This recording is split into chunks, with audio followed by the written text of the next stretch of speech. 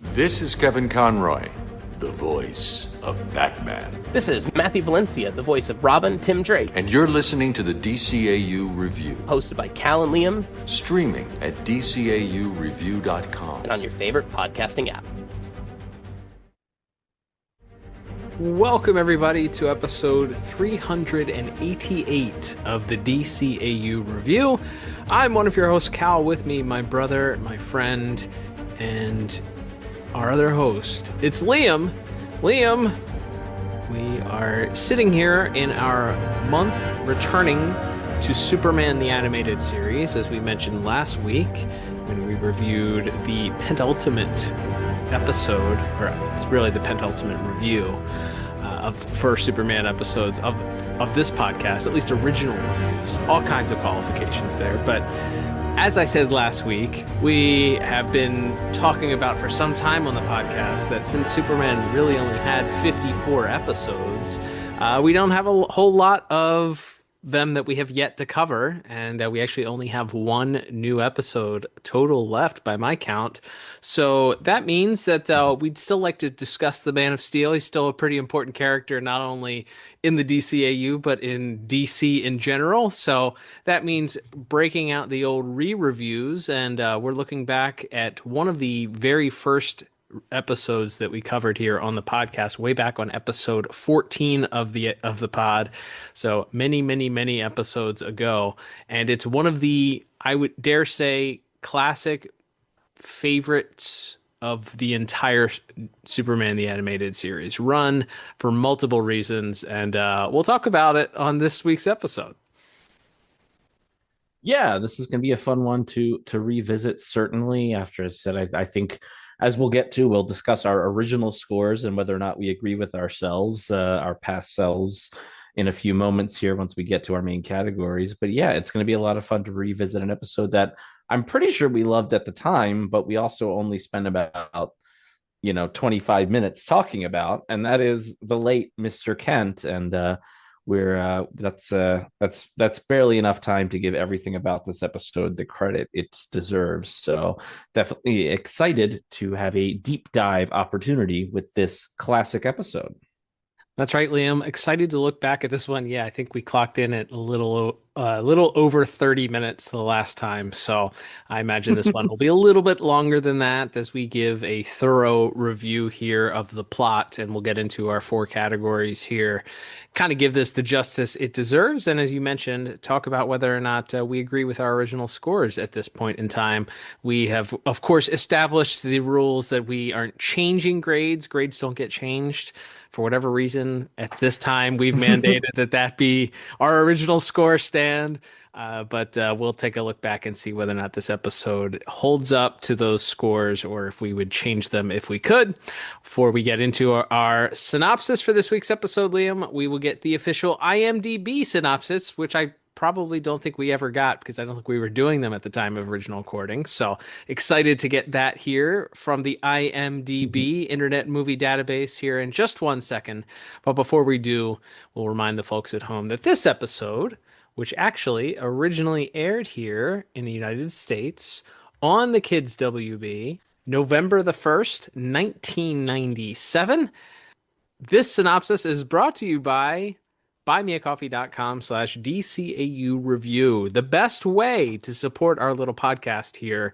If you have some ideas for some re-reviews that you would like to hear, and that, again, we're looking for some that didn't justly get covered before. We're not asking you to troll us and suggest Underdwellers again. Okay, we've covered that twice already. We're not gonna cover it again unless you send a lot of money our way. Maybe then we'll consider it. We'll at least consider it then. I can guarantee that. 5 figures. 5 figures. You heard Liam. 5 figures for true consideration or true review. We will consider it maybe for something less. But if you'd like to suggest some ideas for us to re-review some episodes, the best way to do that would be to send a one-time support with your little note over at buymeacoffee.com/DCAU review.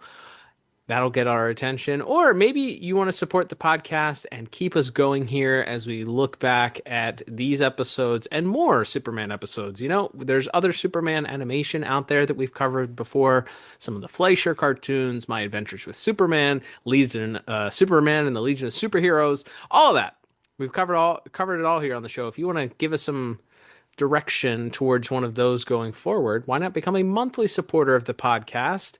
And then on top of that, if you join us at one of our 3 levels of support for monthly supporters, you get some perks that come with your support. And then if you join us at our top Super Friend level, you also get the best perk of them all, which is the opportunity to ask us a question about the episode that we're reviewing that week, and then hear your answer on the air. So imagine this, you're a Legion of Superheroes fan and you want to ask a question about a specific episode and have us review it. Guess what? Become a monthly supporter at the Super Friend tier. Your wish is our command at that point. So, whether you want to become a one-time supporter of the podcast and bully Liam into continuing to buy more Mondo figures because I hear there's more Superman the Animated Series on the horizon, or you want to encourage us to re-review Unity or troll us with one of the terrible Superman episodes, by all means, join us over at buymeacoffee.com/DCAU review, and please support this podcast today. Absolutely. So this is the official IMDb synopsis for The Late Mr. Kent, written by Stan Berkowitz, directed by Kenji Hachizaki, with music by Christopher Carter and animation by TMS. And that synopsis reads as such. Superman's efforts to clear a condemned man's name is complicated when he survives a murder attempt as Kent that seems impossible to be seen surviving without jeopardizing his secret identity. Oh no! Sorry, there were no commas. There were no commas in that sentence, so I had to just powered on run-on You've heard of run-on sentences? That was a run-on paragraph, but the information communicated is true. However, there's a need for some clarifications, to say the least. See us after class, please. Yes, indeed, Liam. We will try to provide our own better, much clearer and concise, with proper punctuation, plot summary here as we get started here. But interestingly enough, we start things off with a rather dark scene as we see a bunch of people, including Lois, Jimmy, Perry White, Ron Troop, and a few others, gathered at what appears to be someone's funeral. And we listen to the pastor or preacher who's there recounting how they didn't know this person that passed away, but have heard nothing but really good things about how they lived. I didn't know him myself, but based on what I've heard from a number of you, I wish I'd been lucky enough to have met him. He seems to have led an exemplary life, filled with courage, dedication, and modesty. Luck. That's what it all boils down to, doesn't it? The smallest break, one way or the other. It can save a life or destroy one, and you can't fight it, no matter how strong you are. But we mustn't let this tragedy dominate our memories of him. We must not forget the good times and the warm feelings we have for a colleague and a friend named Clark Kent. It seems like an eternity now, but it was only a few days ago that Perry asked me to interview Ernest Walker. As we see, Superman is on the hill watching the proceedings happen of this funeral, and we learn that the person that has passed away is Clark Kent, much to everyone's surprise. So then we get the narration continuing as Clark begins to recount just how he ended up here. I guess nowadays this would be the record scratch. Yep, that's me. You're wondering how I got here type of introduction to the episode here. But this one's taken a little bit more serious here. So we learn a little bit about how we ended up in this situation of Clark's funeral. So we learn that Clark was assigned to interview a gentleman that was on death row, a gentleman by the name of Ernest Walker, who was accused of murdering a well-to-do woman. And Clark is interviewing Walker, and Mr. Walker is pleading with Clark to believe him that while he admits that he certainly was a thief and stole things, that he did at no point laid his hands on this woman or even knew this woman.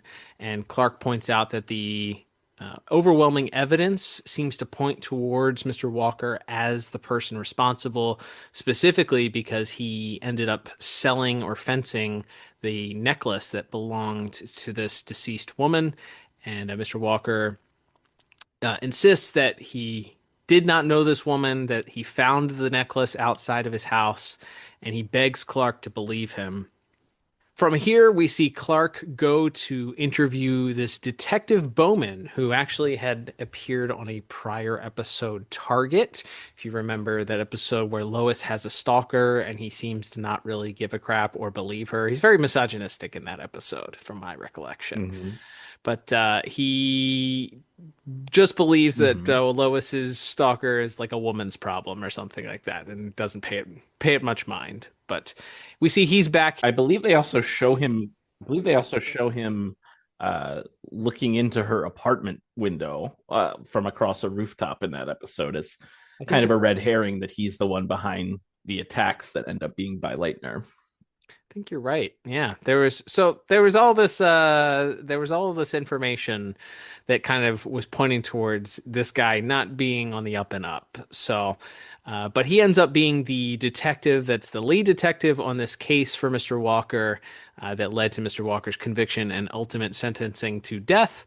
So we see Clark interviewing Detective Bowman, who was the lead investigator, we learn, and Clark gets a whole bunch of case files with regards to the murder to review. Bowman tells him that there's not any question Walker is absolutely guilty and that Clark is wasting his time looking into this.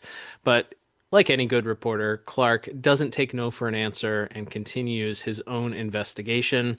We see him reading through the case files and is actually about ready to believe Detective Bowman. He even gets chided by Lois and Jimmy, who are at the Daily Planet, leaving him for the evening, telling him that he's barking up the wrong tree and he's obsessed with somebody who is so clearly guilty. Halfway through the transcript, I was starting to think Detective Bowman was right. Give it a rest, Smallville. Time for dinner. Can't, Lois. There are only a couple of days left before... Before what? They execute a killer? Everyone knows he did it, Clark. Everyone thinks he did it, Jimmy. Come on, kid. He's a sucker for lost causes. Let's get some burgers. Dinner was hard to pass up. I hadn't eaten all day. Not that I needed to, but old habits die hard. I figured Ron Troop wouldn't mind if I got rid of his leftovers.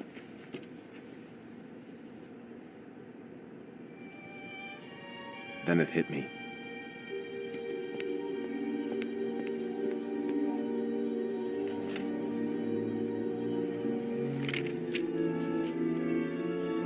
On the night of the murder, Walker claimed he was home alone watching TV and eating pizza. Not much of an alibi, but his public defender didn't even bother to follow up. So Clark has an idea. He goes to the pizza place that's closest to where the apartment was, where Walker was living at the time, and he decides he's going to conduct a little interview with the owner or the manager of the pizza place. The pizza place manager states that the delivery boy that Clark was hoping to interview will be barking up the wrong tree because they have such high turnover with delivery drivers. Sounds familiar. So he says, good luck trying to find out the delivery driver's name or whether or not he would remember something that happened 5 years before. And just when Clark feels like things maybe this has reached a dead end, he notices the pizza manager taking an order and a computer that's there, and he asks the manager if the computer that he's using was also there 5 years before. The manager confirms that it was, but he says that they actually purge their data every year, so the information for the order wouldn't be there anymore. However, then something dawns on him as he says, wait 1 second, and invites Clark to a back room where he notes that there are actually backup discs that have the information potentially on them as he hands Clark a box of about 50 floppy disks. And kids, if you don't know what floppy disks are, I think we've talked about them at least one other time here. This is a recurring thing here in this, especially in the new Batman Adventures era and Superman the animated series era. There were these gigantic plastic pieces of essentially memory holders that really didn't hold all that much stuff on it.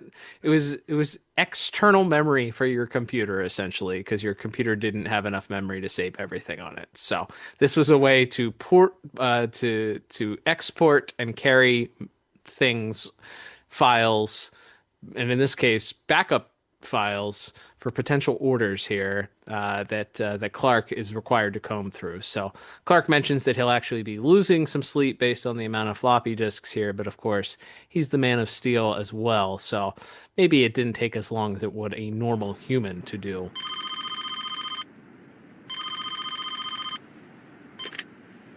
Hello? Hey, score one for the sucker. Kent? I found Walker's alibi. It's all here on a little computer disk. You can clear Walker? What? How?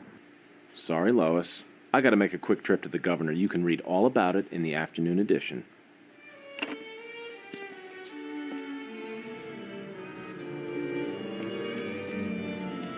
According to the computer disk, Walker got his pizza at almost the exact moment the murder was committed, which proved he was innocent.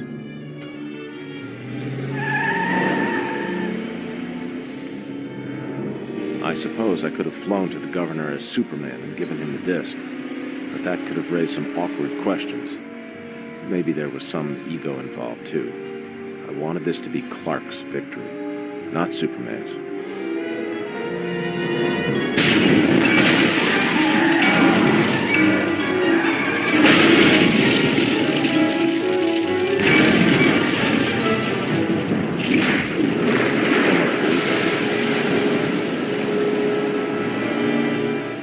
Unfortunately, as he notes, his hubris may or may not have led to his ultimate and Clark Kent's ultimate demise, or apparent demise in this case.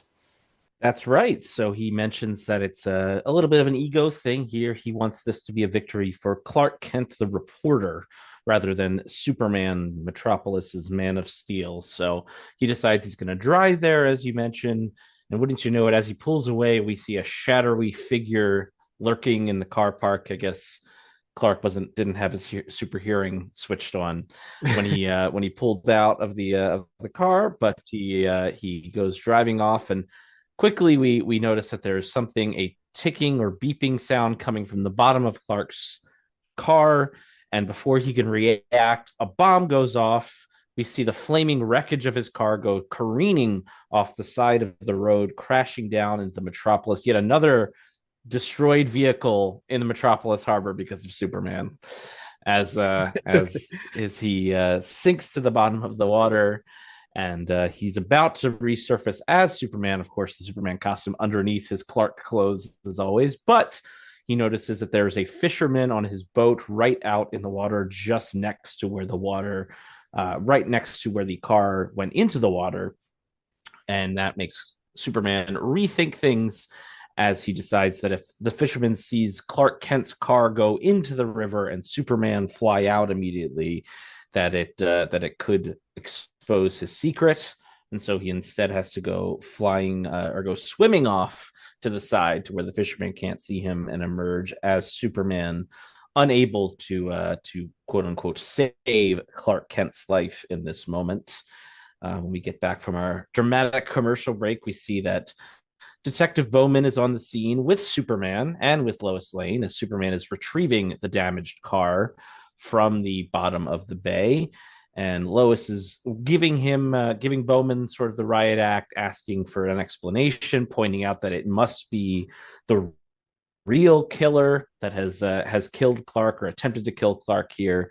Bowman kind of blows her off, saying that, well, nobody likes reporters anyway, so it could be any number of enemies that Clark has made over his career, and is clearly not interested in looking into it any further. We even overhear Bowman telling the rest of the police officers and CSIs on site to not waste too much time here.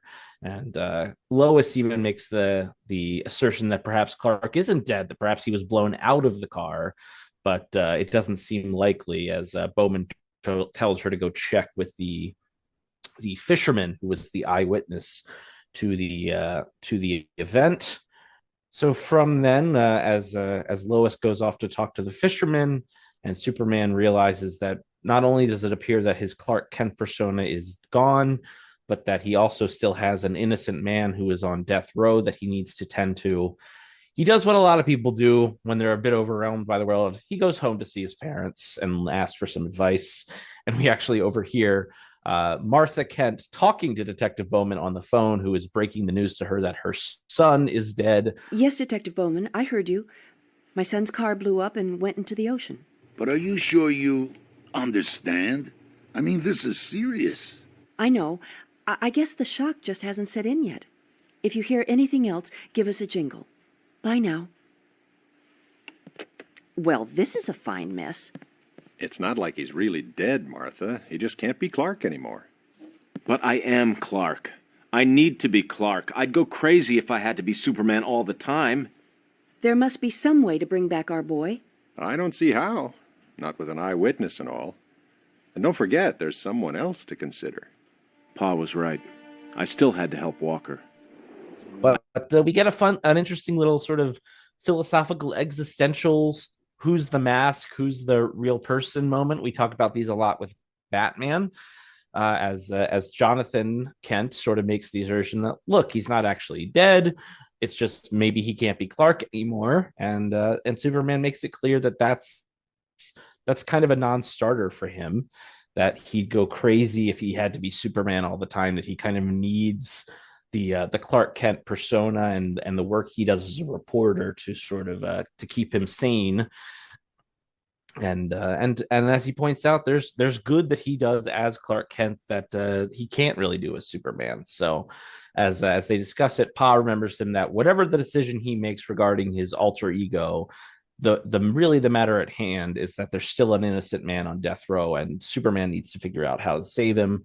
And of course, Superman acknowledges that he is correct. And as he heads back to Metropolis, we see the scene that we walked in on at the start, which is Superman attending his own funeral from far away, though he notices as the service is still going on that Lois quickly up and leaves. And so Superman is a little bit hurt, I think, by the fact that she's leaving Clark's funeral so abruptly. But before he can really think about that, he knows he has to make he has to do the right thing to save Walker from his apparent death row stint, and decides he's going to return to Clark Kent's apartment one last time, change back into that persona, and go to the governor. And if the governor asks him how he could possibly know this or how he survived, well, he's willing to reveal the secret to the entire world to save this guy. And as Superman arrives at the apartment, he finds who else but the intrepid Lois Lane snooping around the apartment.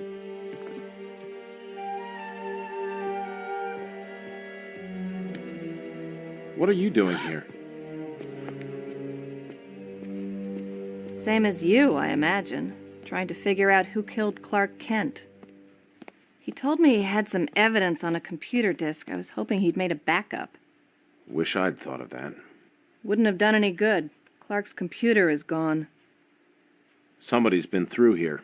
Apparently. But look what they left. I found it in Clark's phone. A bug. I've seen others just like this one. Lois?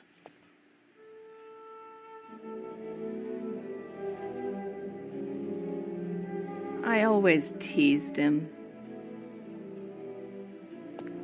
But I had so much respect. And I liked him too, I really did. Wish I'd told him. Well, maybe he'll show up yet. I thought for sure he would, especially after I talked to that so-called eyewitness. The fisherman? Yeah, I found out he has 2200 eyesight, and he wasn't wearing his glasses on the boat. It's a wonder he could see the ocean. Then Clark could have made it to shore after all. Yeah, but he would have contacted someone by now. That's the real proof he's dead. But before they can discuss things too much further, and there's also a mention that it turns out Clark Kent's phone was bugged, which is apparently how the killer knew to when to place the bomb on his car that night. And as they're discussing all of these crazy ramifications and crazy reveals, it's Nuns and Dynamite time, as there's a bomb inside, sitting on the bookshelf, and Superman is able to get Lois scot-free just in time as the apartment explodes. Superman uses a nearby water tower to put out the blaze, and as he's tending to some of the flames that reach and debris that reach the ground, he happens to scan the crowd, and who should be standing in that crowd but our good friend Detective Bowman. And with that sort of revelation out of the way, Clark and Lois, or Superman and Lois, think perhaps that they have figured out what's exactly is going on. Lois heads to police headquarters to confront Bowman. She mentions once again that he was the cop on the scene who found the dead body that night, and also was the cop who caught Walker trying to fence her necklace hours later. Like how you were the first cop on the scene at Clark's wreck, and then tonight you just happened to be near his apartment when the bomb went off. Coincidence. The bug in his phone. Stolen necklace. I need to talk to you.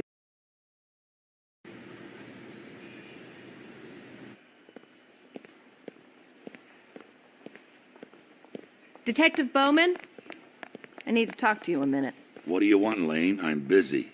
Yeah, you're just about the busiest cop on the force, aren't you? You were the lead detective on the Walker case and the one who caught him fencing the stolen necklace. Good police work, that's all.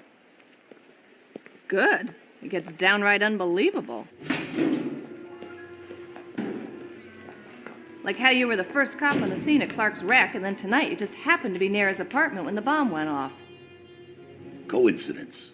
The bug in his phone wasn't a coincidence. It's the same model you cops use for wiretaps. I don't know anything about it.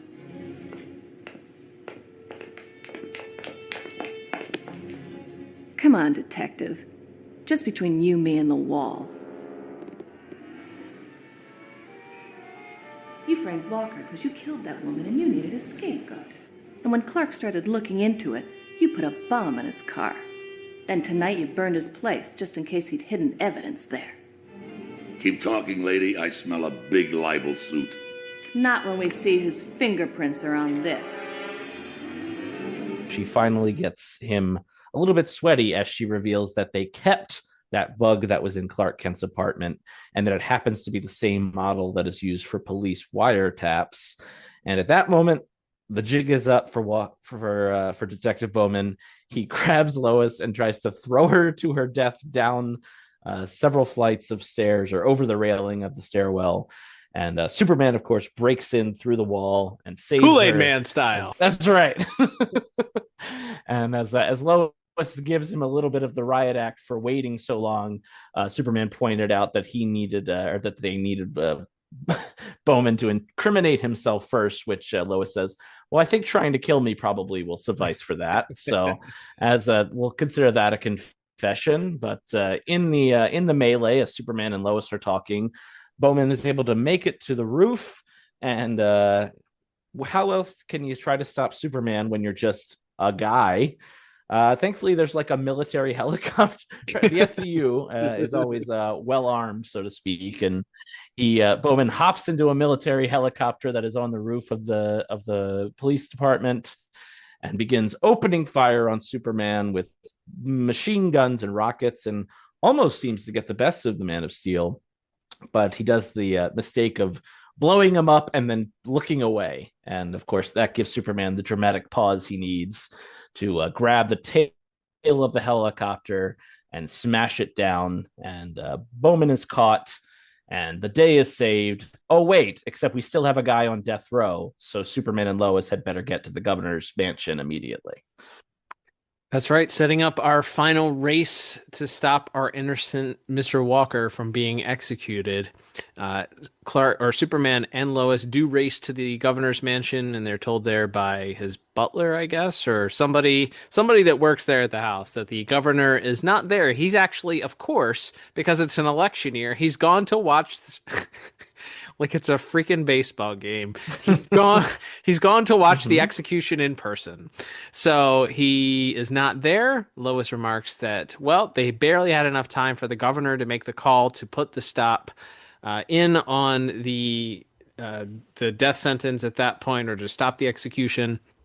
So Superman flies away, and we cut to the death chamber as we see the audience watching as it is a gas chamber, and we see one of the guards give a nod to a man who is wearing a hood.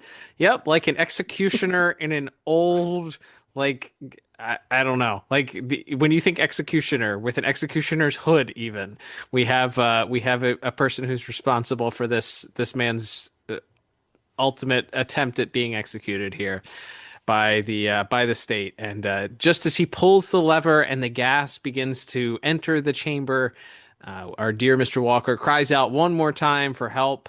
And thankfully, Superman, he's doing a lot of Kool-Aid Man in this episode, busts through the wall, busts through the chamber, which then allows the gas to escape into the room. The folks there are immediately panicked. They're not sure what's going on. They think Superman's gone crazy. Superman quickly creates a vortex, which then allows the gas to dissipate throughout the rest of the building out into the night sky. And then flies back down, I guess, and at that point presents the evidence, because the next scene we cut to is a headline of an article written by who else? Lois writes the story. She gets the headline showing that Walker has been proven innocent, and then as she's sort of there celebrating her small victory there, she looks over at Clark's desk and says, unfortunately, not all is well. But just then, the phone rings at her desk, and she picks up, and we hear only her side, and she's quite incredulous at the news that she's receiving on the other line. I know what you mean. Elaine here. What? What?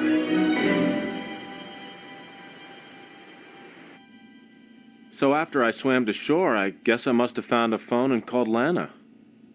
I don't believe it. You've been sitting here in the lap of luxury while I'm out risking my neck. He was recuperating. Poor thing, when I picked him up, he could barely remember his own name. But he sure remembered yours. And your telephone number. Clark and I go back a long way. Are you jealous? Yeah.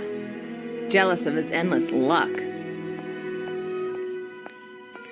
And Lois reluctantly accepts this story and says that Clark just has too much luck for her taste at this point, and leaves the condo as Lana and Clark just smile at each other and laugh at her frustration.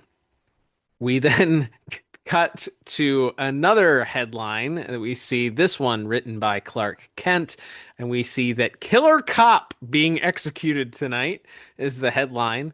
And we cut back to the, I guess now repaired, it must be, we'll talk about this in a moment here, but how long it's been since Superman saved Mr. Walker from being unjustly executed to when Detective Bowman is now being executed is hard to pinpoint here, but enough time to fix the wall at least. So we're back in the execution chamber. Detective Bowman now strapped to the chair in the gas chamber, just sitting there, unbelievably incredulous, cannot believe that Clark survived the explosion, doesn't know how it happened, and then we see him come to realize in one of the most memorable moments in the entire DCAU run. How did he survive that car bomb? How? He's Superman. And at that very moment, we see the executioner pull the lever and the gas begin to fill the chamber before we fade to black for this week's. And I laugh only because I cannot believe they got this on television. All of the things that they were not allowed to show on TV, but somehow they got this past BS&P. But yeah, that's the end of our episode as we literally fade to black at that point. All right, Liam. All right, so let's start here with our original scores. We'll look at plot, what we gave plot originally for this episode. So we were both fond of this episode. We gave it 10 out of 10. So perfect scores for both of us at the original review here. So really strong. And I, we can certainly discuss maybe nitpick some things, some highlights, what have you. But I don't see myself moving off of that score because this episode is so fun. Even even this episode being like a reveal episode, a mystery episode that once you kind of know the twist, it does take the slightest bit away from it. But I feel like it's done so well, and there's so many interesting parts to the how this episode was done, the styling of it, and the interactions between the characters, and the fact that this is not a character that was just introduced for this episode that ultimately ends up being our villain, that he was previously foreshadowed as a crooked cop in other episodes, and this is kind of the payoff for that. This episode is so good, and I think there's a very good reason why this continues to be ranked near the top when people look at the best Superman the Animated Series episodes of all time. Yeah, I mean it's fantastic. I'm sure we talked about this a little bit at the time, but just being able to sit with it a little bit more this week, and the noir sort of whodunit style where we have Superman narrating it. Of course, we'll talk more about that in voice acting later. Is such a unique way to tell this particular story anyway. The fact that it's really more of a Clark story even than a Superman story is interesting. And then it gets at the heart of, I think, Superman's worldview. One about how he views the Clark Kent persona. It's not to fool people or to, just so he has something to do during the day. Like it's an intrinsic part of who he is, and when he's faced with losing it, it's a crisis for him. Although he does point out that in the end, if it meant saving Walker's life, he would have done it. He would have revealed himself to the world as Clark Kent to save the man, which I think is such a great character study for who Superman is at his core, and as a guy who values life and saving lives no matter what. It's great in that realm. We get like some, the Clark and Lois of it all. Like that, obviously in the show we don't get a lot of romance between Clark and Lois or Superman and Lois. Even really, and they don't kiss until the very last episode of the series. But so the idea that she sort of is realizing that perhaps she had more feelings for Clark, even if they were more just a deep friendship at this point. Lois's role in this episode is interesting. And then, as you mentioned, and as we've talked about, the fact that, in a vacuum, I feel like watching this episode, I remember being like, well, obviously it's the detective because there's not really any other suspects. Right. But when we included what we talked about earlier, which is that there had been a previous episode which is also kind of a mystery plot, and they kind of throw you in his direction, and then ultimately it's not him. Like they used him as a red herring once before in the Leitner episode. So it's actually kind of brilliant, I think, because that does put some doubt in your mind when you think of it in the context of the whole series because of his previous appearance. So it has layers to it that I didn't appreciate. And then I'm not sure if we talked about this part at the time, but it's also like, for a kid's cartoon in the 1990s to go into like the nuances of what the punishment versus what crime you committed, right? I think is very interesting. Like the idea of like, this guy is not, innocent of everything. He makes it very clear that, he's stolen, robbed from people many times in his life, but that he wasn't a murderer. And Superman, unlike a lot of the rest of the world, including Lois and Jimmy and the rest of the police and everyone else, kind of wants to write this guy off as like, he's a criminal. So like, of course he did it. And it takes, Clark kind of drawing a line of like, yeah, he might be a thief, but he didn't kill this person, and he shouldn't die for something he didn't do. So there's so much nuance to this, and it's a very rich text from Mr. Berkowitz, our writer this week, is because I think it has so many great character beats, and it's also just a well crafted, interestingly told story on top of it. Yeah, it. We'll get to the visuals obviously next, because it also just happens to look beautiful on top of it. But the story itself is it's also so unique compared to the other ways that we typically get episodes. As I mentioned, the noir influence of like a private eye almost giving the story, of you wouldn't be weird to hear Superman talk about, oh, and then the dame walked into my office and she was a tall glass of water. Like, it's that sort of narrative that you was very prominent in that noir style of the guy is you're watching what you're seeing obviously visually, but you're getting a narrative giving you sort of the emotion behind all of it. I love the fact that the character himself doesn't have to, like, Clark doesn't have to explain in dialogue to anyone, really, to his parents, let's just say, because really that either his parents or Lana, or for Lana would have been the only ones that would have made sense for him to be talking to or telling this story to, but he doesn't have to explain to them in a throwaway line as to why he didn't show up to the governor's mansion as Clark, or as Superman, rather. Like, it's in this narrative that is so intertwined with comic books, I feel like. And we may have mentioned this when we did the original review, but I don't know. You can tell me if I'm wrong here, but I feel like 75% of comic books, typically 80% maybe, have this narrative running dialogue, at least for a portion of it, if not the entire issue. You get a more internal dialogue versus characters interacting with each other to give you the full story or to give you this this backstory of whatever's going on.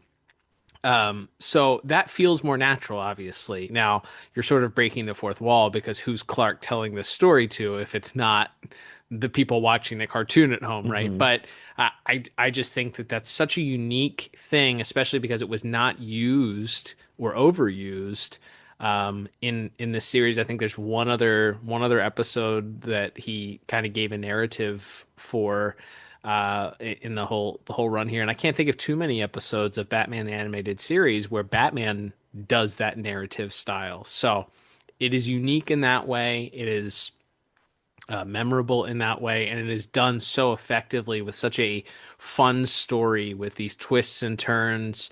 And as you said, the insight into Clark's desire and need to be a regular human being, that being Superman actually drains him. Like, he talks about how he'd go crazy if he had to be Superman all of the time. So this is actually a respite and a reason for maybe why Superman doesn't go crazy and just take over the world and try and change everything, is because he has this outlet to be human, to get some of those frustrations out in a way that is more constructive. But yeah, it's an incredible storytelling tool here to use the narrative aspect, and then the twists and turns, the red herrings, the fact that we have this race against the clock. We have Superman and Lois working on it ultimately together, and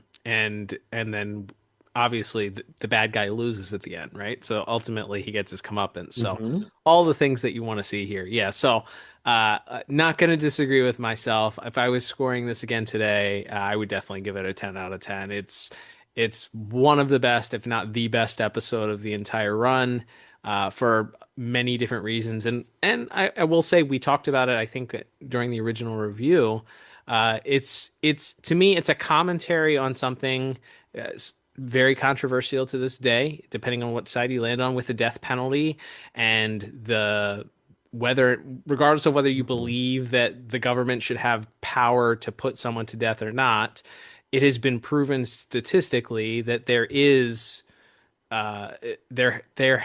have been plenty of innocent people that have been put on death row that are later then exonerated with evidence or it has been determined that they had the deck unfairly stacked against them. So the idea that this touches on that, it doesn't beat you over the head with it. It doesn't come out and make a point at saying the death penalty is wrong, and if you believe in it, you're wrong. But I do think that it does highlight some very important things here, that is that the inherent trust in the authority here to have gotten this right and to not be corrupt led to this guy ultimately, as you mentioned, who wasn't a great guy. He was guilty of doing some really bad things, but not bad enough where he deserved to pay with it with his life. But he was going to pay with it because perhaps he was looked at, because of his decisions, as not deserving of the benefit of the doubt in that case, which is a very important thing, I think, to touch on. And I think this episode does a solid way of touching on that, where it doesn't feel like it's preaching at you, which I feel like a lot of modern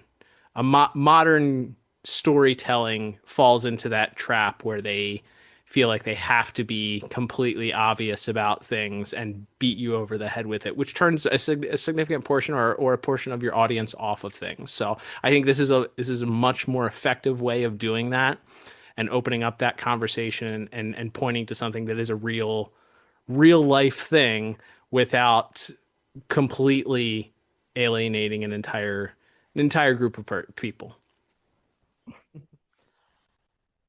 Yeah, I think it is. It's highlighting a flaw in the system. It doesn't necessarily mean, right, like there are in many parts of our, whether it's the criminal justice system, whether it's our, any part of our government system, you can point to flaws, even if you believe the program itself is an overall a good thing for society. It does highlight that there are still flaws, and because it's made by human beings who are all flawed in their own ways. So it's I think that's an interesting part to it. And again, just Clark's willing to, even though he just admitted to his parents he'd go crazy if he had to be Superman all the time, at the end of the day, if it meant saving this guy's life, he would have done it.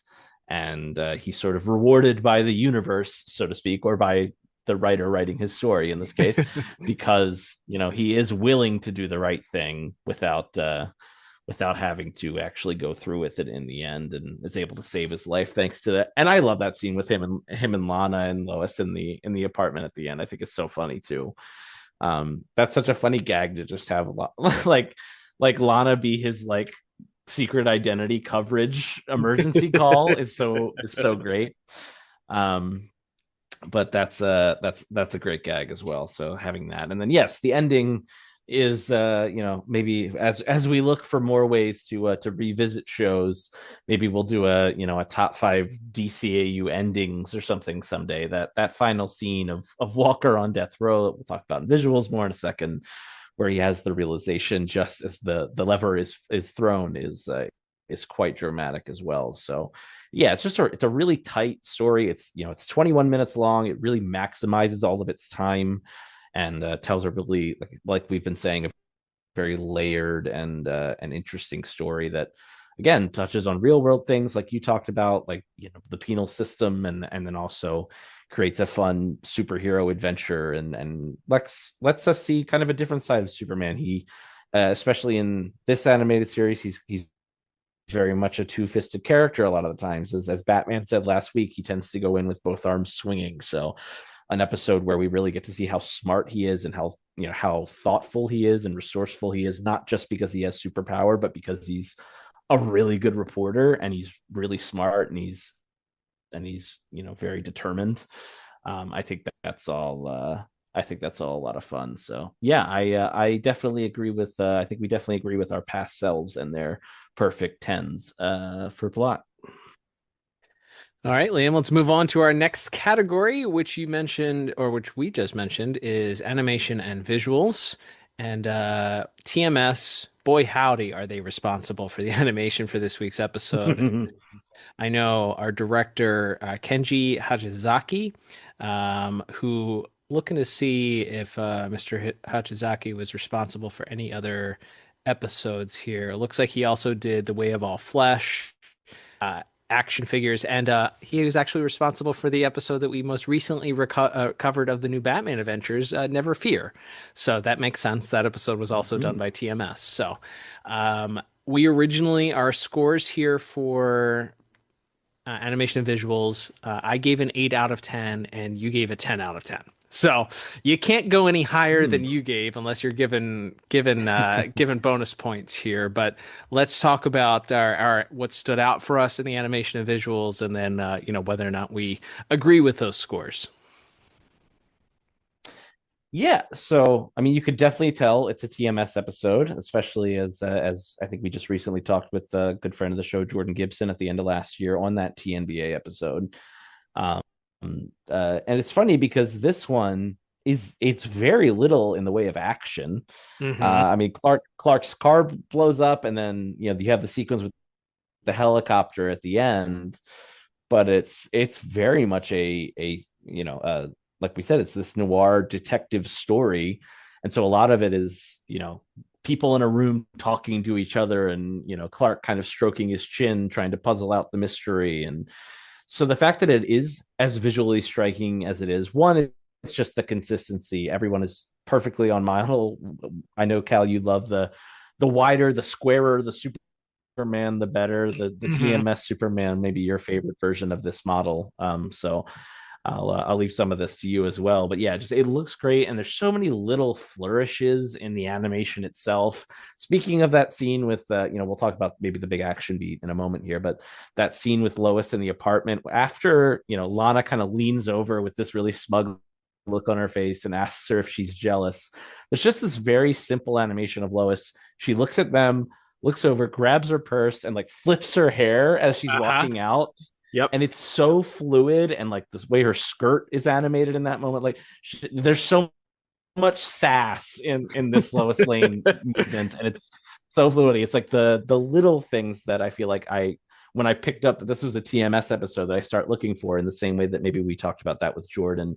As much as the big bombastic action is maybe their forte more often, some of the little flourishes and just the very expressive faces and some of the tricks they pull out in the quieter moments here are so fantastic as well.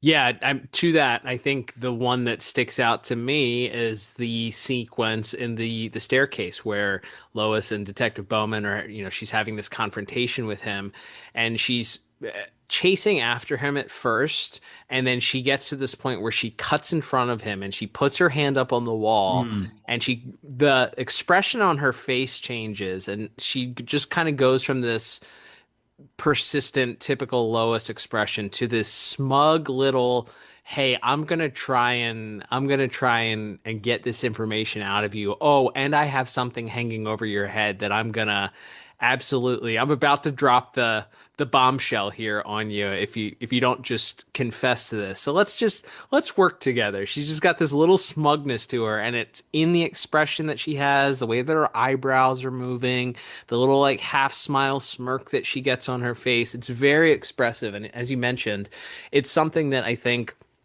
if you get Coco and Dong Yang or one of the Jade or one of those other studios that is just doing their very best, I think, to hang in on a lot of the action and make that their focus here.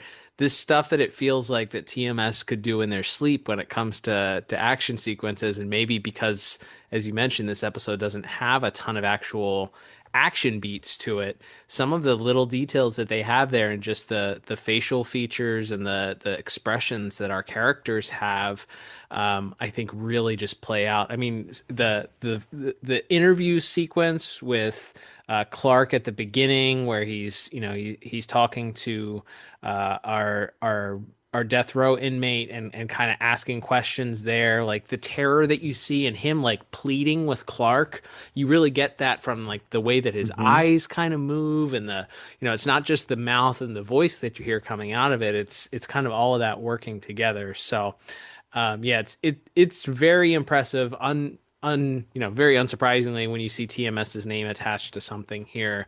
Of course, I love the Superman model. He's big and beefy in this episode.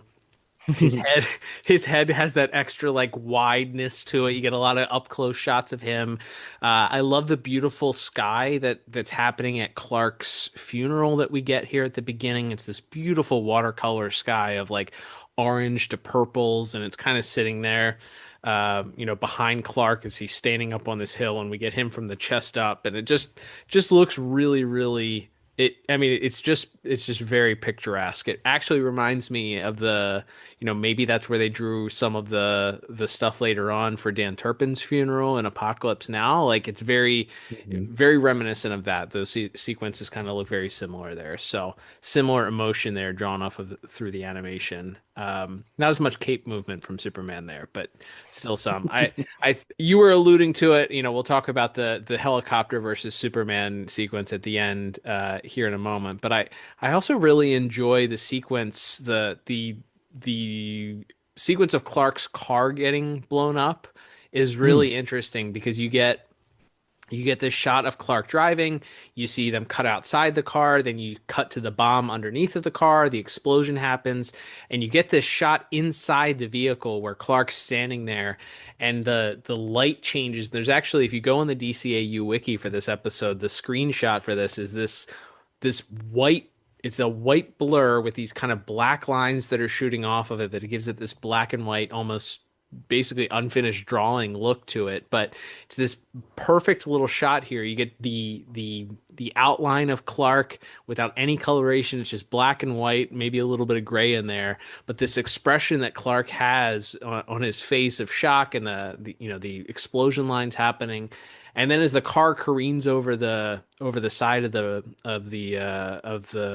road and goes into the water, you get the blue hue that kind of covers over everything, that as Clark's suit is torn and melts away, and him trying to struggle to get out of the car, and the disc disintegrating into a million pieces underwater as his evidence is ripped from him. So I love that sequence too. And then just kind of as you're hearing Clark recount what's going on here, you rely a little bit more on, I think, on the facial expressions of Superman in this episode too, because all of the lines are being, or a majority of the lines are being delivered as Superman is on screen, but he's not saying the lines. It's just him reacting to whatever's going on visually in that sequence. So you do have a little bit more expression from Superman, some anger, some confusion, some pondering that's happening there, all that kind of going on there together. So yeah, there's a lot of really great stuff there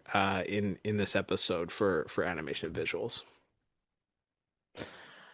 Yeah, there's so many, like you said, just great little moments with when Walker is in the gas chamber, and you see the gas start to enter the room, and you just see the way he's kind of wrenching his neck, like trying everything to just not breathe in this poison. It's so like gripping and terrifying in this moment, the terror of what death means for this guy. And I loved that sequence. And of course, Superman coming in, spinning, doing that cool spinny thing he does, and pulling all the gas out and pulling it up into the air. Hopefully there were no the birds flying by when he dumped all that poison gas into the atmosphere, but we'll assume none. Maybe Aquaman told him to get out of the way since he could talk to birds. Anyway, but I think that sequence is great. Where after the second bomb, the bomb in the apartment goes off, and he's putting out the fire with the water tower. I think that's a great sequence too. It looks really neat. And that shot of him sort of he has the water tower on his shoulder like it's a cooler or something, and he's looking down at the crowd. I think that's got a really striking visual to it as well. And then the helicopter fight itself, where I think the best shot, probably the one maybe I think about the most, is where Walker shoots the missile, or Bowman shoots the missile out of it, and we follow the missile as it spins and directs towards Superman, and we see Superman catch it, but the momentum of it sends him flying backwards into the sewer tunnel, and we just see the explosion kind of coming out of the tunnel. The I think that's such a tremendous piece of animation. I assume this is one based on the fact that he's credited as the director. This is another one they storyboarded in house as well. I don't think we have that confirmed, but I'm guessing that I think most of the ones where there's a TMS guy as a director, they're also storyboarding it. So yeah, just an immaculate job. And as we said, for an episode that didn't have a lot of traditional, there's no big monster for Superman to punch in this one. So the fact that they're able to make it so visually compelling, despite all of that, is such a credit to them as animators and storyboard artists and directors. So yeah, it's amazing. And then yes, the last shot of Bowman staring into the camera and his eyes sort of become bloodshot as he shouts, "He's Superman," and then we cut to the hand on the lever and we hear the gas begin to pour into the chamber. That's what a memorable final scene, and we're probably going to talk about it in almost every category because of how great it is. But yeah, that those bloodshot eyes as he makes the realization as to just how Clark Kent survived the bomb is a great, burned into my brain. One of those scenes from these shows that I'll think about probably for the rest of my life. It's good. Yeah, it's also like everything in that sequence works together, as we'll talk about. Yeah, the fact that the evil cop is getting his comeuppance, whether you agree with the death penalty or not. It's the guy's getting his just desserts there, and then him shooting his head up and his eyes getting as big as they are before they cut to the executioner pushing the lever, and then you hear the gas coming up, and they cut back to Bowman with his eyes still spread, eyes wide. So yeah, that's a very memorable moment. I also had the notes about that missile launch shot. I rewound it like 3 times to watch it. It's so good. Like the following the missile through and then Superman catching it and then landing in that little tunnel and the explosion coming out of it. It's so good. As I mentioned, your score was a 10. Doesn't sound like you're moving off that number. Mine was an 8.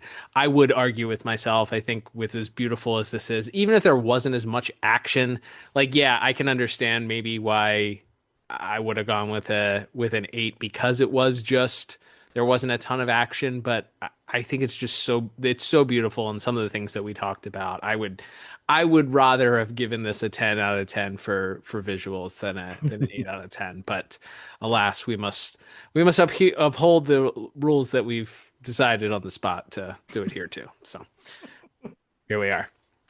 All right, Liam, let's move on to our next category, which is going to be music.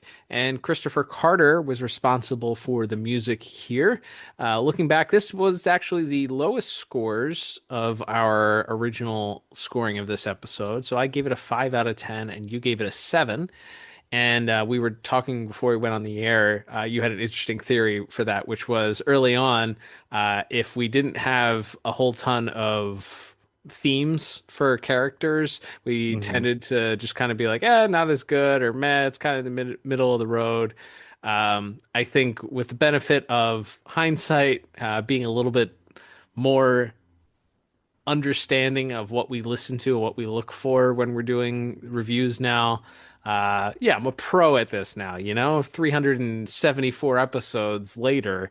I would probably give it a higher score. I think that you don't get like a saxophone like you would in a typical noir story here, but you get that feeling kind of through here that the music is setting the tone for what we're going here, and it goes well with Clark's narration. I feel like throughout the episode, you do get some Superman theme kind of come in when he's attacking the helicopter at the end, or grabbing the helicopter when he grabs. Also, I think when he grabs the water tower, you get a little Superman theme there.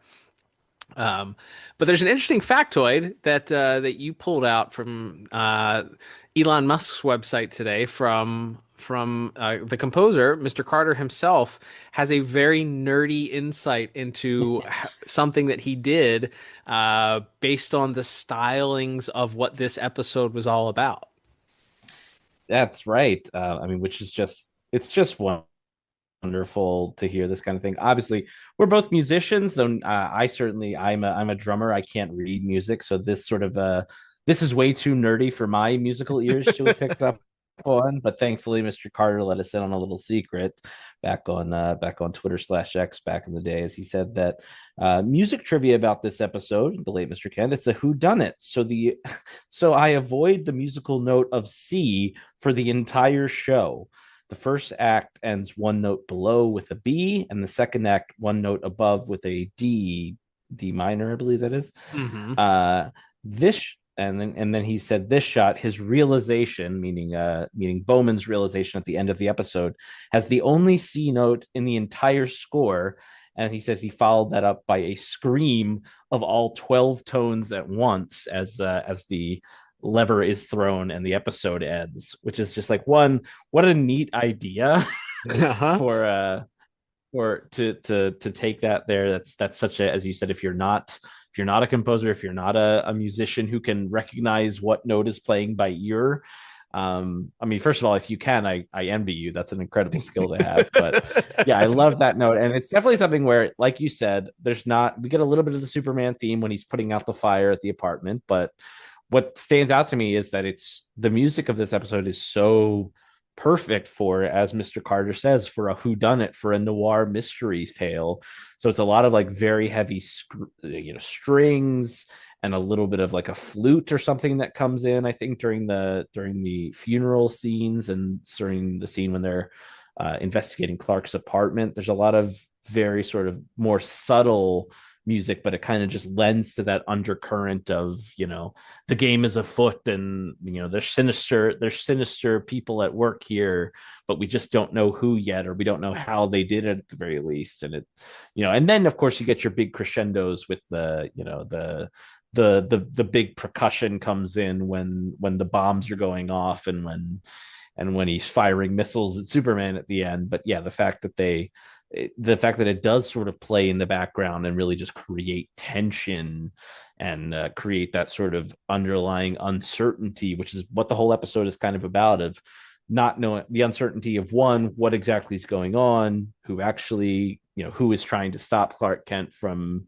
proving this guy is innocent, and then also the tension of, is he going to be able to stop it in time for this guy to not die for a crime he doesn't commit. Mm-hmm. So yeah, incredible job by Mr. Carter. I think if anything, my 7 was too low. I might head towards an 8 or a 9, if not a perfect score for this as well, because I just think it builds the tension so dramatically and adds to that narration and adds to those strong visuals that we talked about. It's all culminating, as Mr. Carter points out, and that we just talked about, in that final scene when Bowman is looking into the camera and that giant shriek of all 12 tones plays at once. It's such a great, tremendous, a literal and figurative crescendo for our episode. Yeah, I agree completely. It's I think in hindsight, I think with a better understanding and appreciation for what we kind of look at here with our deep dives and reviews, and kind of understanding what I can appreciate more with music. Also, being able to listen to these in isolation would certainly have helped. I don't know if these tracks are on the one soundtrack release that Superman had or not, but regardless, I think even with just that insight, that fun little tidbit there, that gives me enough cause to say I would probably have changed my score if I could. Yeah, certainly something higher, closer to a 7 or an 8, I think would be if not higher, would be my score if I could change it. But alas, so admitting though, I feel like I got that one wrong. 5 it feels far too low, at least. All right, Liam. Well, that will take us to our final category of the day, which is going to be voice acting. And we have a small but mighty cast this week when it comes to our voice actors and actresses. We'll talk about our original scores once we go through our cast here. Let's talk about our voice cast this week. Absolutely. A lot of familiar names, as well as our couple of guest stars to talk about this week in voice acting. But first, we'll start with some of our background players, we do have Greg Berger as the pizza place manager, and I think he's one of the guards as well. But he's in quite a few episodes. Maybe his most famous role is that of Vincent Starkey, Oh, the yeah. shark in Vinny the Shark in Bullet for Bullock, but he's popping up here as well. So the pizza man who saved a life by giving Clark those floppy disks. So fun to have him back. And then we do briefly have Mike Farrell and Shelley Fabares as Pa and Ma Kent, respectively. Nice to have them there. They're a good backdrop. Miss Fabares has a very funny scene, as mentioned, when she's supposedly learning about the death of her one and only son, and she's just so deadpan about it, and then just basically hangs up on the guy. She's very funny in that moment. Agreed. It is very, very funny. Absolutely. And then we have Peter Renaday playing the clerk as well as the priest in this episode. And I thought, interestingly, speaking of our man on death row, Ernest Walker, but gentleman by the name of Paul Colbert played him, who had very little acting roles to speak of. In fact, he had one other voice acting role to his name. I'm not sure if Mr. Colbert was someone who worked in production or in another side of the entertainment industry and just happened to get pulled in to do voice. Mr. Walker doesn't have too many lines, but he does have this big one emotional kind of appeal that he makes to Clark at the start of the episode, and I think he does a pretty good job. But I was interested to see almost a complete unknown here for such a pivotal role. Yeah, when he says "you gotta believe me," or when he's begging Clark to kind of continue to write this story here, and even in the like little subtle moments where he's like, "Hey, I'm not a good like I did some bad things. Like I'll admit to that. I'm owning the stuff that I did was bad, but you gotta believe me. I wasn't part of this." I really felt that. I could feel the emotion when he was saying. So yeah, a little surprising here that there's not other credits to his name or many other credits to his name. So yeah, but good for him to get this role here and be forever linked to maybe the best Superman the Animated Series episode of all time. Absolutely. And then a couple of our other background players. We do briefly have David Kaufman as Jimmy. Not much for him to do there. He does have a little bit of interplay with Lois and Clark across the episode, but he is there. And then, of course, as mentioned, we do get for one scene, Jolie Fisher is back as Lana Lang in this episode, or Lana, depending on who's pronouncing her name. And as mentioned, it's just very funny to me, the idea that Clark has Lana on speed dial to like protect his secret identity. Like that's the advantage of her being like the one person besides the Kents, and I guess maybe by this point in the series Batman, to know that he's Superman, is that she can cover for him. But she has the little twist of the knife, even though they don't really ever do any kind of like rivalry between Lois and Lana in the show. There is that just like little like sassy twist of the knife that she gets when she asks Lois if she's jealous. But it's fun. It's fun that she's here, even though she doesn't have a ton to do. Yeah, I agree. As I said, I guess they could have just as easily had Martha and Jonathan be the alibi for Clark here, but it was cool that they brought in Lana for this, and there was some, it's cool, obviously, that they brought in the same voice actress that plays her. So yeah, it's a memorable scene. The little back and forth, her unwillingness to budge at Lois's scoffing at the idea that Clark had amnesia but somehow was able to remember her phone number is very funny. It's a good little comedy bit to end or lighten things up before they show the death of our main antagonist. Yeah, that's right, and we'll talk about him in just a moment, and we will get to, of course, the great Dana Delaney as Lois Lane, another actor that I think we just run out of ways to say she's great. But she's great. And she does get and she gets a lot of range, both the kind of banter with Clark at the start of the episode to her scenes where she's talking to Superman, to her sort of dressing down Bowman and sort of pushing him on the idea that maybe Clark did survive when they're first at the crash site, to her getting that ultimate confession out of him in as dramatic a Lois Lane fashion as possible.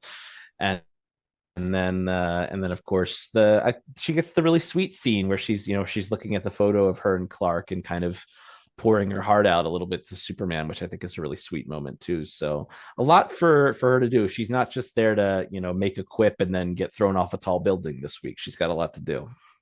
Yeah, she does. And I think those highlights, the little joking that she does with Superman when he saves her from being thrown down the flight of stairs is great. As you mentioned, the little emotional beat where she has to break down when she's talking about Clark is really great. Yeah, Dana Delaney, really great. Not breaking news here, but we'll continue to shout it from the rooftops if we need to. It's true, and maybe got the most out of the word "what" I've ever heard in an episode. as she picks up the phone, as we find out that it's either Clark or Lana calling her to let her know he's alive, and she just goes, "What?" And then "what?" And to another credit to Mr. Carter's score, because the strings sort of go up very high at that moment as she's shouting "what" into her phone. It's just great, and as mentioned, the delivery of I'm jealous of his endless luck as she stomps away at the end of the episode is great as well. So a great supporting role from Miss Delaney. And then our other supporting actor, big one to talk about, of course, is Eddie Barth, playing Detective Bowman. As mentioned, not his first episode of the series. A lot of voice work to his credit, including like the Men in Black animated series that would have been airing around the same time, probably recording in the same building. Mm-hmm. And also kind of a famous it's that guy I think if you 90s probably he's a couple of episodes here or there of things like Murder She Wrote or Night Court or Eight is Enough, Simon and Simon, a lot of random shows from the 70s and 80s and 90s that he would appear in for an episode or two, like Magnum PI. I mean, what a voice on this guy. It's so gravelly and he's so cranky. Like he just plays gravelly and cranky so well. And then you do hear the kind of desperation creep in as he kind of realizes that they've got him dead to rights towards the end of the episode. When he's in that stairwell with Lois, you get the more sort of desperate side of him coming out. I think he does just a great job. What a slimy creep of a not Mr. Barth. I'm sure he's a lovely gentleman, unless he's not, in which case I take it back. But yes, he's playing such a slime ball, and he's doing it quite well. Yeah, it's gravelly. In some of the questioning that Lois has, like that scene where she's chasing him up the stairs and she presents the evidence and he says, "Good police work." And then he keeps walking and he says, "Coincidence." Like, he keeps coming back with these one-liners to try and explain it. I don't know what you're talking about. Like that's what his delivery. And then she finally gets under his skin, and when she shows him that she's got the bug and they're gonna run the fingerprints, and the character itself starts to sweat visually, and you can hear him becoming unhinged. Like, "Give me that," as he like lunges at her. Yeah, it's really good. I think even in the subtle delivery of the lines that we have where he's the detective, obviously, who's shown up once the car has been retrieved from the water, and he's there on the shore, and Lois is asking him questions, and she's going to go interview the eyewitness, and then you hear him deliver this line, "Yeah, all right, that's enough, let's wrap it up. I'm sure that's the last we'll ever see of Mr. Kent." Like it's so, it's written so well, and it's there if you like, it's a big neon red blinking sign is like, "This is the guy." This is the guy. But it's delivered in such like with a subtle delivery that he has there of like, okay, maybe he is the guy, that even a kid could probably pull off of that. So it's really good. And then of course the the ultimate line for the entire episode of he's Superman, like that before the everything else Mm-hmm. there. It just works all together with all the other things that we talked about, the visuals, the music, the actual culmination of this plot here. Yeah, really, really good, really strong, incredible work. Absolutely. And then finally, of course, we have Superman slash Clark Kent, which is an important distinction in this episode. That is, of course, Tim Daly. And as we've talked about, it's a big episode for him because not only is he, of course, our main character, but he's also narrating the whole thing in this film noir detective story style, as mentioned. And so it's a lot. It's probably one of the most. I think there's one other episode. I believe it's the Jaxer and Mala black hole episode. He also narrates that one. So this is probably as much or a tied for first as far as most work Mr. Daly ever had to do, because he most has to do kind of the neutral voice of the narrator and then also play into the big emotions of these moments as he's doing his investigation, as he's interacting with the Kents and Lois, and then ultimately has the big confrontation at the end with Bowen or Bowman, and then gets even to play a kind of the sort of the country bumpkin Clark at the end with Lana, where he's just like feigning his head injury, like he's about to faint or something. So just a tour de force, and like we talked about with Miss Delaney, a lot of different things for Tim Daly. It's not just like you'll never get away with it, Luthor, for 20 minutes. Like he's got a lot of depth and nuance to enter in, and also, like we said, kind of narrating the whole thing in this more neutral voice as well. Yeah, it's really, really strong. I think I remember us being not critical, but I think it's fair to say early on some of the lines that were written for Superman weren't the best showcase of Mr. Daly's range. And I do think he was finding some of Superman's voice in this, along the way, of course. But I think that the delivery here, as we said, this is one of, if not the most dialogue that he has. Superman, if you go back and watch Superman the animated series, you'll notice that Superman is a very reserved, like picks his points to speak. So because of that, a lot of Tim Daly's lines are this very quiet, reserved, generally almost introverted version of Superman as compared to maybe more modern versions of what you expect from Superman, or even classic versions of Superman. This is just a different Superman. So this episode where he gets a lot of emotion, I love when he's Clark and he calls to brag Lois in the middle of the night about getting this scoop, and how he's eager to like rub it in her face and the smugness that he has from that. We already talked about the points where he has this conversation with his mom and dad about not being able to simply relinquish Clark Kent, the identity that he is Clark Kent, like that is who he is, and that he needs that identity in order to function as an entity. He might not be human, he might be Kryptonian, but he needs that human side of him, because that truly is who he is. So all of that, start to finish, a lot is asked of Mr. Daly, and this is some of his best stuff, if not his best episode, to be featured on. Absolutely. So suffice to say, as we get to what our theoretical scores would be if we were scoring it again today, I mean, this would be a perfect score. So I think I'm not sure what my issue was with it back in the day, but I think I would definitely come up a few points, to say the least. Yeah, you had a 7. I was very shocked at that too, because I feel like you were very generous at the beginning. But again, I think when we look back at some of those early reviews, sometimes we would just be like, well, this can't be. We have so many other episodes to do. I can't just be giving out 10s right off the bat. So I think some of that was us maybe putting restrictions on ourselves that we likely shouldn't have done. So it's excusable. I gave music a 5. We already talked about it. So we all have our moments. So I gave voice acting a 9 originally. I think we're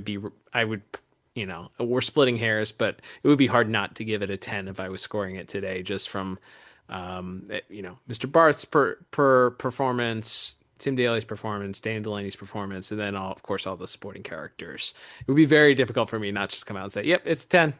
It's 10, 10, 10." So there we go. All right, Liam. Well, our final scores, even with those two question marks, as we are now looking back on and questioning ourselves, your score ended up putting this episode in our top picks. You had a 36 out of 40 because you gave a bonus point for the hilarity of the fact that they got a hooded executioner on television past BS&P for this episode.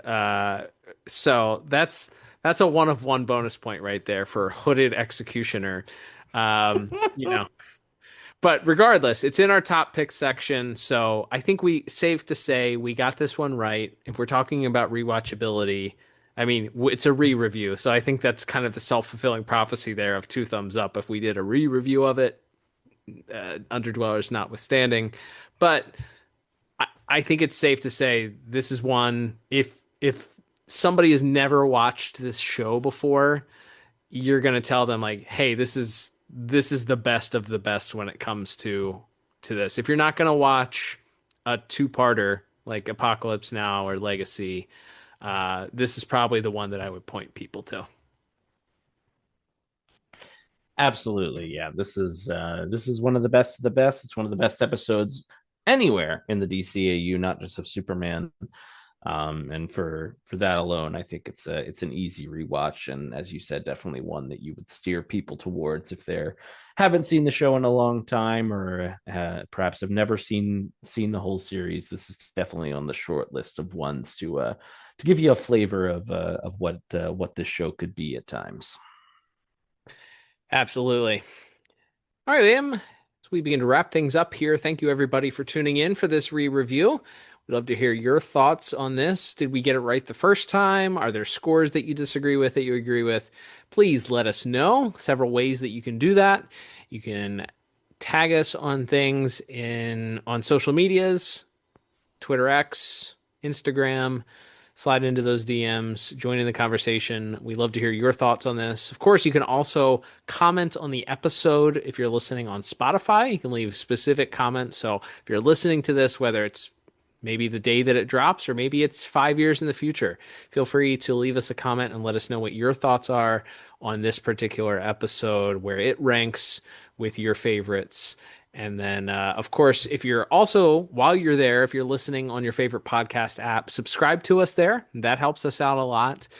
Leaving comments also helps us in the algorithm, because that tells people that there are people interested in listening to the episodes. We've been getting a lot more comments on Spotify as of late, so thank you. Whether you're listening to the brand new episodes or older episodes, we do our best to try and respond to those comments when you do.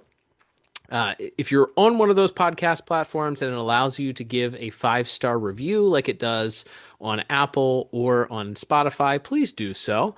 That helps us out a lot. And as we always say, if you're listening on Apple and you leave a 5-star review and you're here in the United States, we'll send you a little thank you gift just for taking the time to do so. And Liam, we actually have a brand new review. Well, it's not brand new. I haven't checked the reviews enough recently to notice this one, but we did get a review that I had not previously acknowledged here on the air, and I'm about to do that now. So if you are the Apple user, Dana Deserves Better, first of all, incredible name.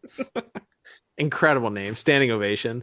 Second of all, if you left this review, please feel free to get in touch with us. Slide into our DMs on Instagram or tweet at us on Twitter X. If you don't have either of those options, feel free to send us an email, dcaureview@gmail.com. If you're here in the United States, we'll send you a little thank you gift just for leaving this little 5-star review that says, having watched these cartoons over and over since childhood, it's great to listen to a show that revisits these classic DCAU shows, as well as the Elseworlds like Young Justice or Brave and the Bold. Highly recommend. It's 5 stars with the thank you with the headline still going strong. So yes, we are still going strong. Thank you so much for leaving that review. Dana Deserves Better. If that's you, please reach out to us so that we can get you your gift if you're here in the US. And if you would like to get a gift living here in the US, please do the same. Leave a 5-star review on Apple, and perhaps, hopefully, quicker than this review was read on the air, I will read your review on the air, and we will send you out that little gift. You can also support the podcast, as we talked about at the top, by joining us at buymeacoffee.com/DCAU review, either with a one-time support or joining us at one of our monthly support levels. You could do so at our super friend level, and that gives you the opportunity to ask us a question about the episode that we're reviewing. And this week, one of our listeners, Zach, has a question to ask us about the late Mr. Kent. Absolutely. And our friend Zach says, in the episode, Clark mentions that he doesn't have to eat, but it has become a habit. And he also mentions that he will be losing sleep doing the research on the pizza shop records. And Zach adds that if I feel that if I didn't have to eat and I would still end up with a physique like Clark's, I would be thrilled. How would you both feel about not needing food, but still needing sleep? Well, yeah, sure. If you got a big barrel chest and arms the size of, the size of small cars, sure. And you didn't have to no more meal prepping, or hey, we'd have more money to spend on Mondo action figures if we didn't have to buy food for ourselves. So yeah, absolutely. Even if you still had to sleep, not having to eat would be fun. Although there's a lot of, as Clark knows, as he points out, there's a lot of joy in eating, even if it's not just for sustenance. So I think it depends on how your relationship with food is. Maybe if you view it solely as a fuel source that you have to do, then maybe that's something you could go without. For me, I think I enjoy. I've gotten a little bit older. I've gotten into cooking myself a little bit, and I think there's joy in sampling different cuisines. So I guess it would be nice to not have to, though, when you have the long day at work or whatever, and you can just come home and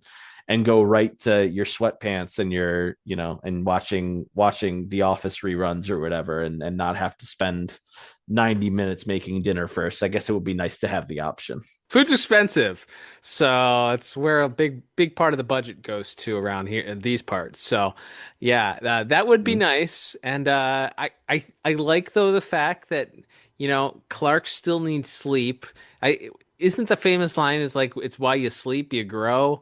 Like, maybe that's how he has that physique. Like, he needs to sleep in order to maintain like a perfect body, because it's not like he's we don't ever see Clark going to the gym, lifting weights, working out. Like, maybe he does as a cover, because he's, as Clark Kent, he's also jacked. So maybe that's it. There's a cover story there that we never explore, but he maintains that physique without any sustenance, just diet on vitamin D, just sunshine alone gives him the physique of a Greek god. Like, all right, cool, man. Yeah, I'm quite envious, I'm not gonna lie, for the money reason alone, the cost of food alone. But although, you know what, there is just something about whatever your favorite food is, sitting down, and maybe that's ultimately how Clark views food anyway, is like, this is his comfort. Old habits die hard. He's gonna eat pizza. He's gonna feel good about it, even if he doesn't need it, so there is something about that's good for your soul when you just get that perfect burger, or that that slice of pizza, or homemade lasagna, or whatever it is for you. Yeah, so I think Zach took it easy on us a little bit by not. If it was a binary choice of food or no food, then I think it would be harder. But if you just get to not have to eat food, then yeah, it would be a pretty cool superpower to have, for the financial and time saving reasons alone. There we go. And if you'd like to join Zach and our growing list of supporters, please head over to buymeacoffee.com/DCAU review, and please support the podcast today. All right, Liam. Well, that will begin to wrap us up. Thank you so much for tuning in to this week's review, and we will be back next week with another review. But Liam, we will be taking a step away from standard reviews with plots and animation and visuals and all that fun stuff, and instead, we will be doing one of our character spotlights next week. We haven't done one of those in a while, but this one is interesting because we're staying in Metropolis for this one here, as we talk about one of Superman's more memorable foes for many reasons. That's right. A memorable character for Superman, one of the original ones, and maybe the character you could argue that has permeated pop culture more than any other Superman villain, just based on how the word is used and how everyone kind of knows what someone means when they say it. We're going to be talking about Bizarro, the imperfect clone of Superman, all of his DCAU appearances, both in Superman the Animated Series and in JLU. Plus, we'll look at the tie-in comics, action figures, any other merchandise we can shake down over the next week or so as we look into Bizarro's DCAU stint. And as Cal and I were just talking off the air, more appearances than you might think for our guy Bizarro, thanks to his involvement in Justice League later on. So will definitely be fun to revisit. I think a couple of those earlier Bizarro episodes, I feel like we also covered pretty early on in the run. So getting to revisit all of them, along with all of his merch and comics, will be quite a bit of fun next week. Absolutely. Can't wait. And we hope you'll join us. But until then, I'm Cal. And I'm Liam. And we will talk to you on the next episode of the DCAU Review. Adios.